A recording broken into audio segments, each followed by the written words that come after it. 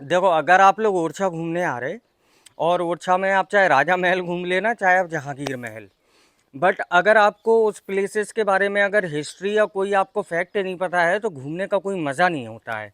तो आपने पिछले व्लॉग में देख लिया होगा, जहांगीर महल भी आपको दिखाया था मैंने और राजा का महल भी।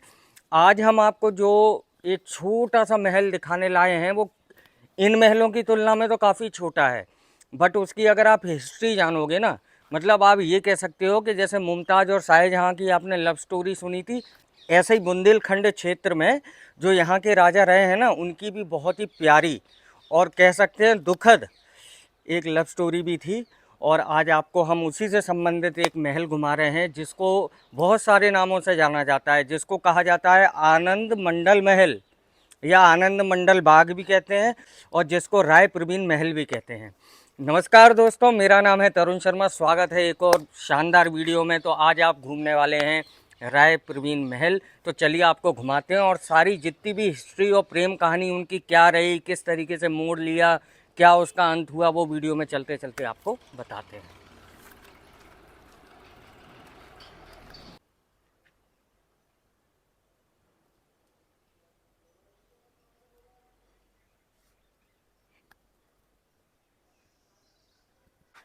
ये देखिए, ये अभी मेन एंट्रेंस तो वो वाला गेट है, बट वो अभी बंद चल रहा है, अंदर से बंद है। तो यहाँ से जो साइड वाला पोर्शन आप देख रहे हैं, ये उसी टाइम की लकड़ी का गेट है। ये अभी तक देख रहे हैं आप, 1618 से लेके अभी तक कितनी मजबूती होती होगी उस समय लकड़ी में, मानना पड़ेगा। कितने 400-500 साल होने जा रहे हैं, लेकिन अभी तक कायम है। चलिए अंदर चलते हैं।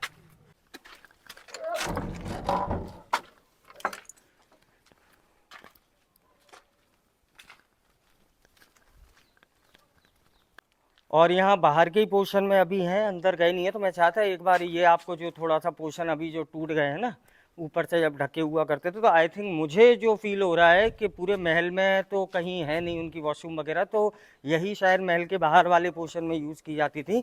तो आई थिंक ये जो पूरा पोर्शन आप देख पा रहे हो अभी, यहाँ से लेके वहाँ तक का जो पूरा बना है, तो ये आई थिंक उनकी वॉशरूम हुआ करती थी, जो मुझे लग रहा है।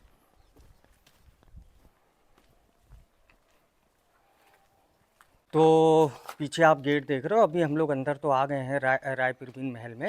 अगर आप इसको देखो, अगर आप पीछे से थोड़ा सा अगर आप नोटिस करोगे, तो ये एक्चुअल में जब बना था तो ये मतलब 3 मंजिल हुआ करता था। अभी ऊपर का कुछ पोर्शन है वो टूट चुका है। तो यहाँ से ये एंट्रेंस जो अभी यहाँ पर ये आप देख रहे हो, यहाँ से अगर आप महल की ओर थोड़ा सा नज़र मारेंगे तो देखिए ऊपर की जो छत वगैरह हैं वो सब निकल चुकी हैं। 3 मंजिल हुआ करता था। तो अभी थोड़ा यहाँ से अंदर भी चलेंगे और यहाँ से फिर आपको ऊपर भी घुमाते हैं, क्या क्या है इस पूरे महल में घूमने के लिए, और वो प्यारी स्टोरी क्या है जो इससे बहुत अच्छे तरीके से जुड़ी हुई है, तो वो भी आपको बताएंगे। तो अभी स्टार्टिंग जो हम कर रहे हैं आपको ये महल दिखाने की, वो नीचे ही वाले पोर्शन से कर रहे हैं, ग्राउंड फ्लोर से। ठीक है, क्योंकि और अभी आपको बताएंगे, आप लोग साथ में आइए मेरे।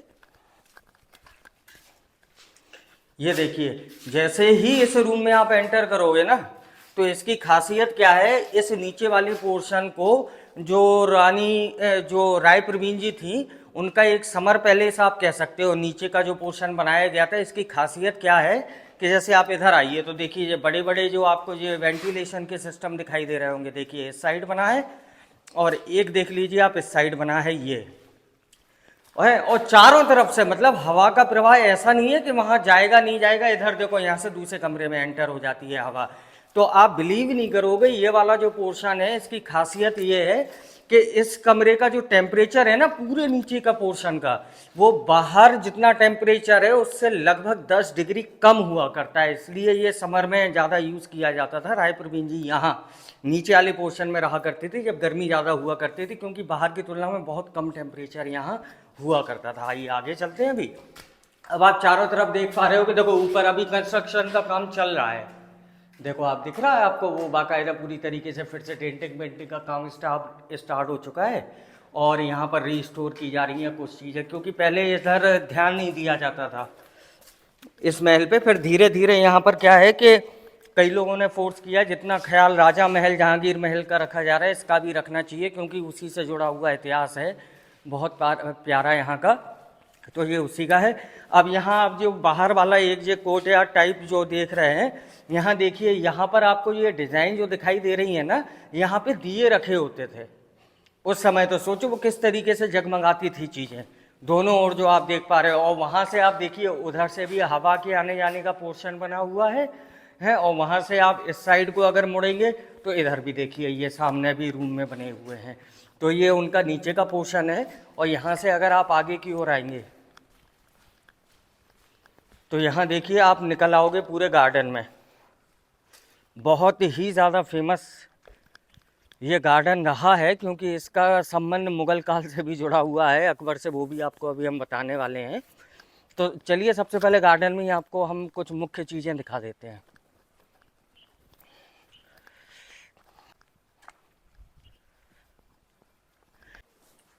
अब यहीं उनके समर पैलेस में अगर आप ये पहले ही वाले रूम में अगर आप ऊपर की ओर देखेंगे तो आप देखिए, यहाँ पर इसको आई थिंक ये जो लकड़ी की बीम डाली जाती थी पहले उस टाइम पर, ये टीक वुड या सागौन, मतलब इस टाइप के जो पेड़ हैं ओरछा क्षेत्र में बहुत पाए जाते हैं। तो आई थिंक इन्हीं दोनों में से कोई एक होना चाहिए। और देखिए, इस टाइप से लकड़ी की बीम डाली जाती थी, जो 1618 से लेके अभी तक देखिए बिल्कुल बहुत अच्छे से भैया सादे हुई हैं पूरे ऊपर के फ्लोर को। क्या ही गजब मजबूती हुआ करती थी उस टाइम पे। वो देखिए, लाइट का सोर्स मतलब कितने शानदार तरीके से बनाया जाता था कि सूरज अगर उस डायरेक्शन में है, लाइट आ रही, तो यहाँ पर भी बड़ी खिड़की है। उधर भी देखो आप, ऊपर वाला जो पोर्शन बना है वहाँ भी आपको लकड़ी की ही बीम दिखाई दे रही होगी। क्या शानदार है। तो अब यहाँ तक हम आपको जो लाए हैं, पहले आप ये देखिए, जो मेन दरवाज़ा एंट्रेंस का हुआ करता था वो ये था। अभी फ़िलहाल अंदर से बंद कर दिया गया है, क्योंकि पूरे के पूरे महल में डेंटिंग पेंटिंग और रिस्टोरेशन का काम चल रहा है। तो यहाँ से अगर आप मेन गेट से जैसे ही एंटर करते हैं तो यहाँ आप जो सामने चबूतरा देख रहे हो ना मेरे, ये हुआ करता था उनका डांसिंग फ्लोर। जो राय प्रवीण जी थी वो यहाँ पर इस पूरे के पूरे चबूतरे पे डांस किया करती थी जब वो अपने महल में रहा करती थी।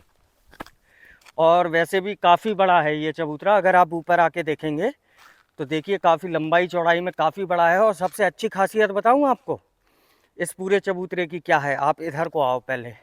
आप यहाँ से इस चबूतरे से अगर राय प्रवीण जी इमेजिन करो यहाँ डांस कर रही, तो वो देखो सामने आपको दिखाई दे रहा होगा राजा का महल वो पीछे बना है। ये तो जहांगीर महल है, उसके जस्ट पीछे अगर वहाँ बालकनी में राजा आते थे, इंद्रजीत सिंह जी, जिनकी वो प्रेमिका रही हैं राय प्रवीण जी, इंद्रजीत सिंह जी यदि अपने महल की बालकनी में आते हैं तो वो यहाँ पर जो राय प्रवीण जी डांस करती थी उनको देख पाते थे। और राय प्रवीण जी यहाँ से उनके भी दर्शन कर लिया करती थी। ऐसा नहीं है कि सिर्फ वो महल से ही देखते थे, यहाँ काफ़ी टाइम बिताया करते थे, क्योंकि उनकी प्रेमिका रही थी वो। ठीक है, तो ये वो पोर्शन है जहाँ वो डांस किया करती थी। अब आइए आपको आगे का पोर्शन दिखाते हैं। अब एक बार मैं चाहूँगा कि आप चारों तरफ नज़र एक बार दौड़ा लो। आपको ये जो पहला पोर्शन जो दिख रहा है ना, ये देख लिया आपने। और देखो, ये आपको यहाँ बीच में दीवार दिख रही होगी, है ना। और ये दीवार के पास अगर वो देखो आप, साइड में छोटे से गेट भी बने हैं ना।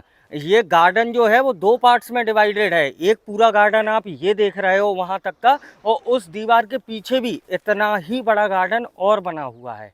बट डांसिंग फ्लोर इधर क्यों है, क्योंकि यहाँ अगर डांस हो रहा है तो यहाँ से आपको वो जो राजा का महल है वो दिखाई देता था। तो यहाँ तक वो जो आप जितने भी बड़े बड़े पोर्शन देख रहे हैं ना, इनमें पेड़ पौधे नहीं, पेड़ लगे हुआ करते थे अलग अलग वैरायटी के हैं। और ये देखिए, जो पानी का पूरा नाली का सिस्टम किस प्रकार से हुआ करता था।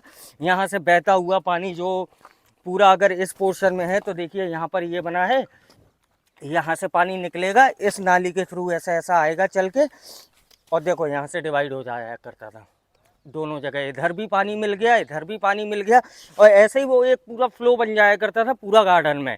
मतलब आपको 10 जगह जाने की ज़रूरत नहीं है। एक मेन सोर्स के नाली के सोर्स में अगर ये पानी आ गया, ये यहाँ देखिए, ये एक टैंक टाइप का जो बना है ना, आपको दिख रही है जो हौद,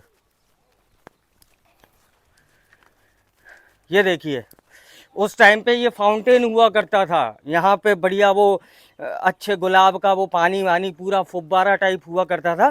और इन नालियों के थ्रू जब ये भर दिए जाते थे तो देखिए ये पूरा सोर्स बना है, इन टैंकों के अंदर से पानी आता था इनमें से निकलता हुआ पूरा गार्डन में हर एक ऐसा जो पोर्शन बना है पेड़ के लिए उनमें पहुंच जाया करता था।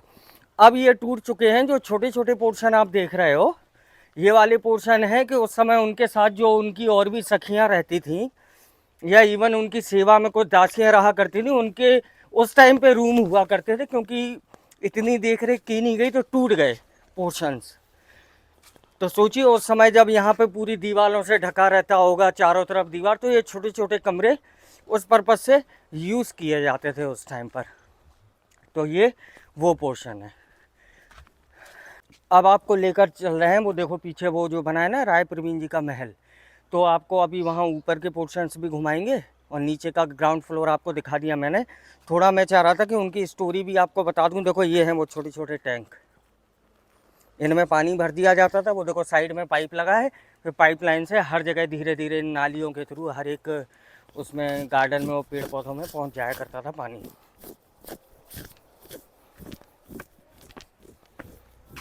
ये देखिए राय प्रवीण जी का स्विमिंग पूल। जैसे ही हम लोग बाहर वाले गेट से एंटर किए थे तो ये देखिए कितने बड़े एरिया में बना हुआ है पूरा का पूरा।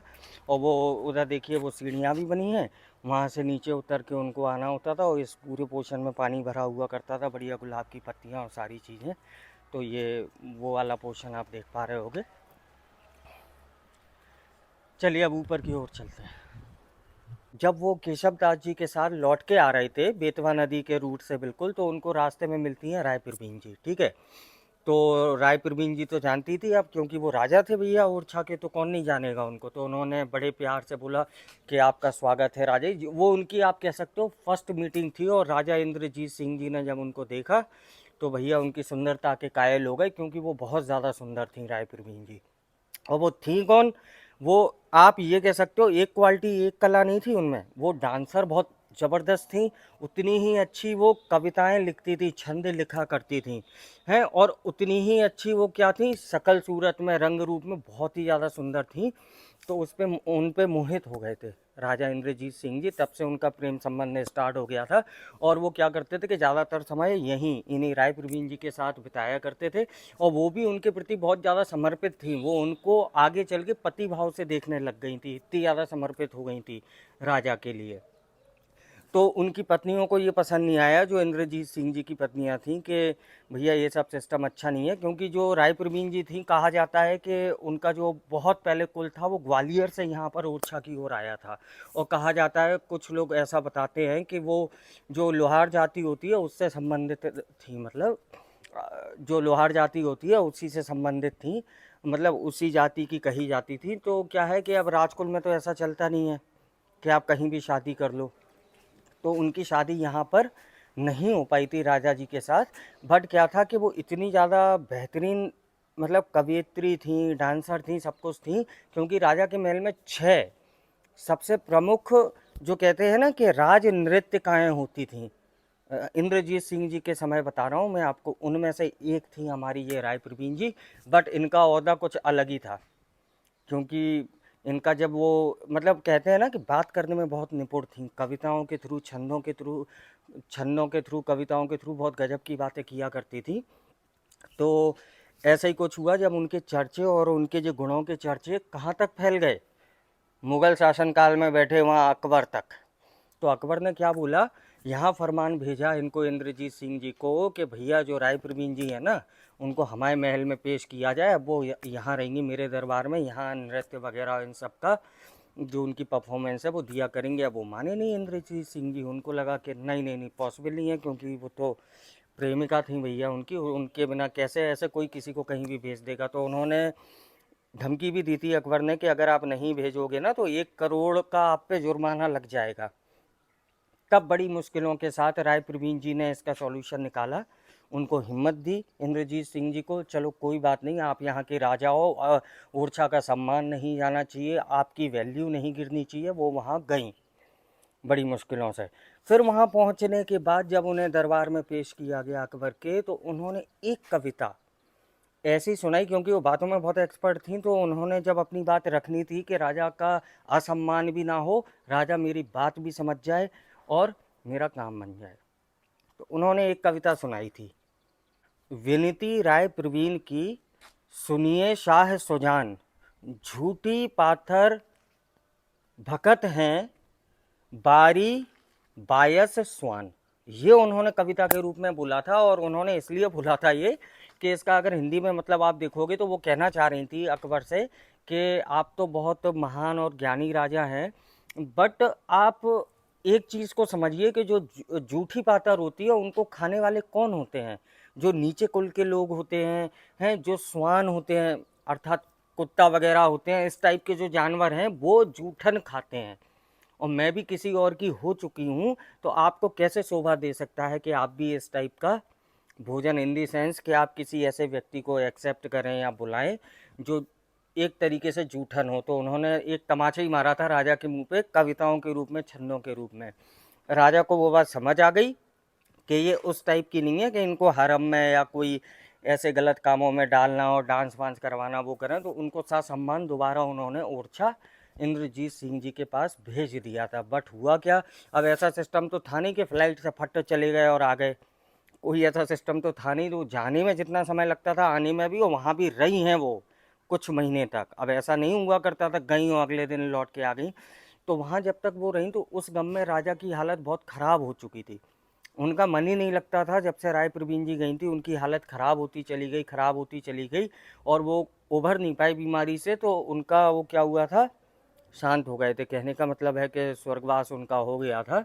तो वहाँ जब बेतवा नदी के किनारे जब उनका वो अंतिम संस्कार किया जा रहा था, तब जब लौट के आई राय प्रवीण जी तो उन्होंने देखा कि महल का जो ध्वज है वो तो नीचे है। ऐसी क्या बात हो गई, राजा को क्या हो गया, पता लगा वो खत्म हो चुके हैं। तो वहाँ जहाँ उनका दाह संस्कार किया जा रहा था, वहाँ राय प्रवीण जी गईं, वहाँ की राख उठा के उन्होंने ऐसा मांग में सिंदूर भरा और उन्होंने वहीं बेतवा नदी में कूदकर अपनी जान दे दी थी। तो इस प्रेम कहानी का आप जो अंत देख रहे हो वो भी दुखद रहा था कि उनका मिलन कभी हो ही नहीं पाया। उसी याद में आप ये देख रहे हो लगभग 1618 ईस्वी में इंद्रजीत सिंह बुंदेला जी ने ये पूरा उनका राय प्रवीण जी के लिए महल बनाया था जहाँ वो रहा करती हैं। तो अभी आपको आइए अब आगे के पोर्शन दिखाते हैं इस महल के। अब आइए यहाँ से आपको मैं जो दिखा रहा था गार्डन का दूसरा वाला हिस्सा वो भी आपको दिखा दूँ एक बार। वो देखो नीचे दरवाज़ा है, वहाँ से आप जा सकते हो, बट मैं ऊपर से दिखाना चाह रहा हूँ आपको कि ऊपर से दूसरा पोर्शन देख लो। उस साइड भी गार्डन बना हुआ है ऐसा ही।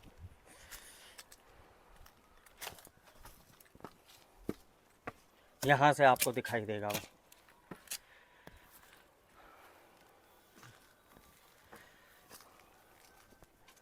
ये देखिए, और यहाँ पर आप देखिए कितना बड़ा फुब्बारा बनाया गया था। देखिए अभी भी वो संगमरमर आपको छोटा सा दिखाई दे रहा होगा, काफ़ी टाइम हो गया। और देखो फूलों की आप वो जो आर्किटेक्चर देख रहे हैं, पूरा डिज़ाइन वगैरह कितने बेहतरीन तरीके से पत्थरों को काट काट कर बनाई गई है। उस समय तो इस पर कलर वगैरह भी हुआ करते तो कितना प्यारा लगता होगा। ये तो इमेजिन करने वाली बात है कि अगर यही आप पेड़ पौधे सोचो बड़े बड़े हो जाएं, हर 2 कदम पे आपको पेड़ ही पेड़ दिखाई दे रहे हैं, अलग अलग वेराइटी के अलग अलग फूल, क्या बेहतरीन लगता होगा। उस समय तो स्वर्ग से कम नहीं लगता होगा ये पूरा का पूरा गार्डन जो आप अभी देख पा रहे हो।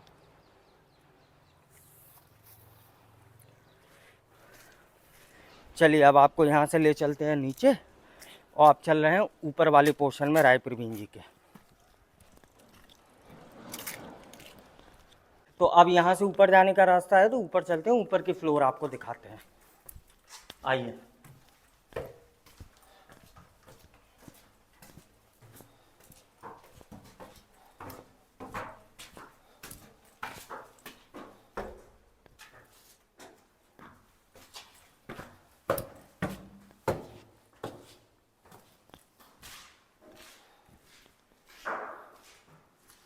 ये ऊपर का जितना आप पोर्शन देख रहे हैं ना, ये कह सकते हो आप उनका विंटर पैलेस था एक तरीके से। ऊपर का जितना पोर्शन है ये विंटर के समय यूज़ किया जाता था, और नीचे का वो समर वाला आपको दिखाया। यहाँ भी वेंटिलेशन की अच्छी सुविधा है। और यहाँ से जहांगीर महल, और अभी तो पेड़ आ गया है, पेड़ के पास वो आपको राजा महल भी दिखेगा।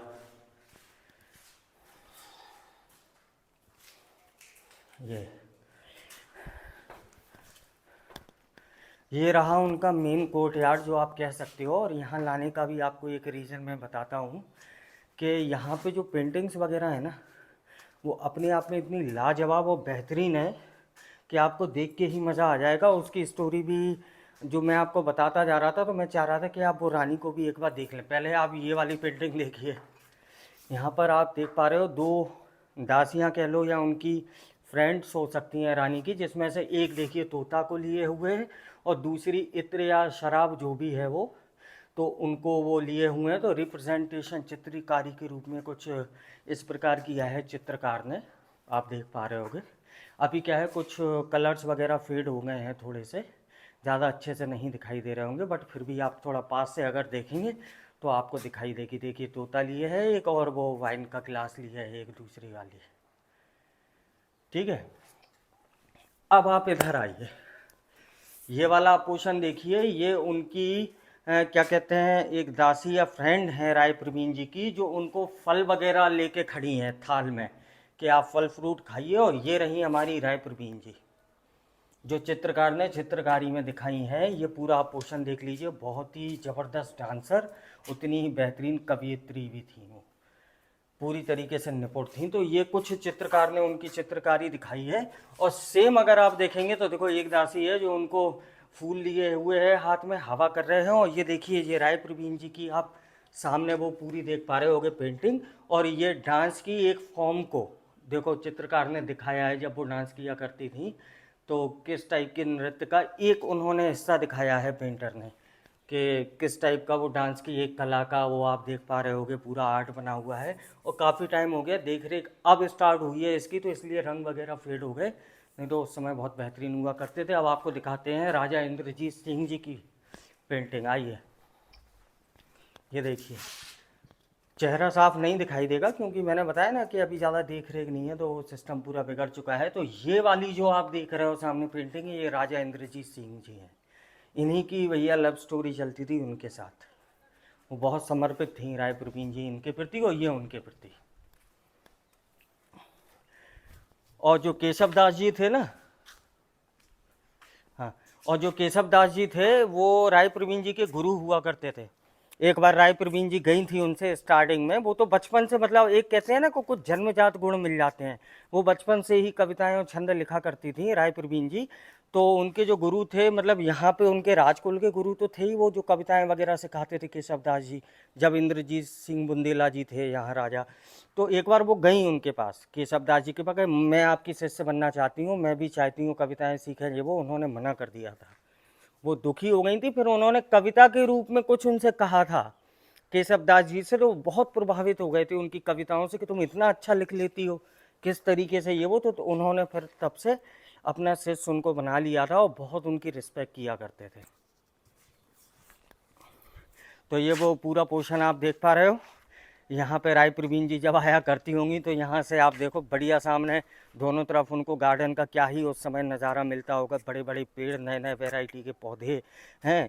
और यहाँ पे बगल में स्विमिंग पूल एक इस साइड और इस साइड भी है, ये देखो आप, दोनों साइड पानी भरा हुआ है। मतलब क्या ही लाजवाब लगता होगा उस समय है। और इतने बड़े प्यारे गार्डन के बीच में वो देखो सामने चबूतरा बनाया, तो वहाँ उनका डांस वगैरह परफॉर्मेंस चलती थी। मतलब क्या गजब का नज़ारा रहता होगा यार उस टाइम पे। ये छोटे छोटे आपने पोर्शन देख लिए। अब यहाँ से आपको एक सबसे ऊपर वाले पोर्शन पे लेके चलते हैं, जो अभी टूट गया, नहीं तो ये भी बना हुआ करता था, इसके ऊपर छत हुआ करती थी, ढका रहता था ये, अब नहीं है, अब ऊपर का पूरा खुला है पोर्शन।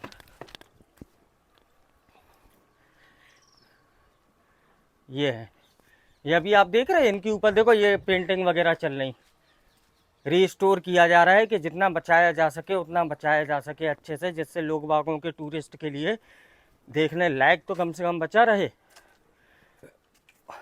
यहाँ खड़े होके वो इनका हवा महल, 3rd फ्लोर है, इसको हवा महल कहते थे।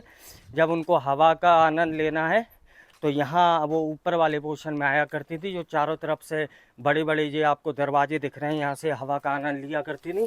सामने जहांगीर और राजा महल भी यहाँ से दिखाई देता है, और चतुर्भुज मंदिर।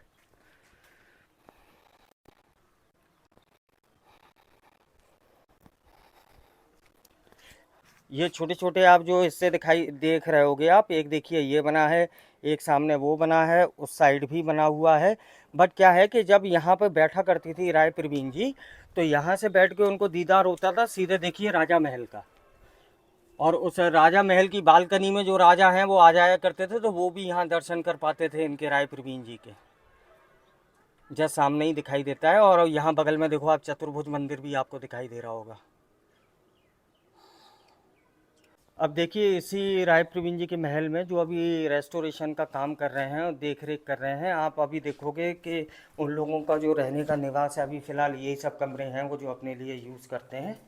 यहाँ पे आप देख लीजिए, यही फ़िलहाल उनका भी रहने का ठिकाना है। अपना काम वाम करके वो यहीं पर रहते हैं आराम से, और जब ये काम कंप्लीट हो जाएगा तो वो अपने अपने घर के चले जाएंगे। तो इस वीडियो को यहीं अब एंड करते हैं। तो आई होप आपको ये जो राय प्रवीण जी का महल है उनकी हिस्ट्री के बारे में जान के अच्छा लगा होगा। और तो इस वीडियो को यहीं एंड करते हैं और आपसे मिलते हैं एक नई वीडियो के साथ। तब तक अपना ध्यान रखिए, खुश रहिए, मस्त रहिए। हर हर महादेव, जय श्री राम।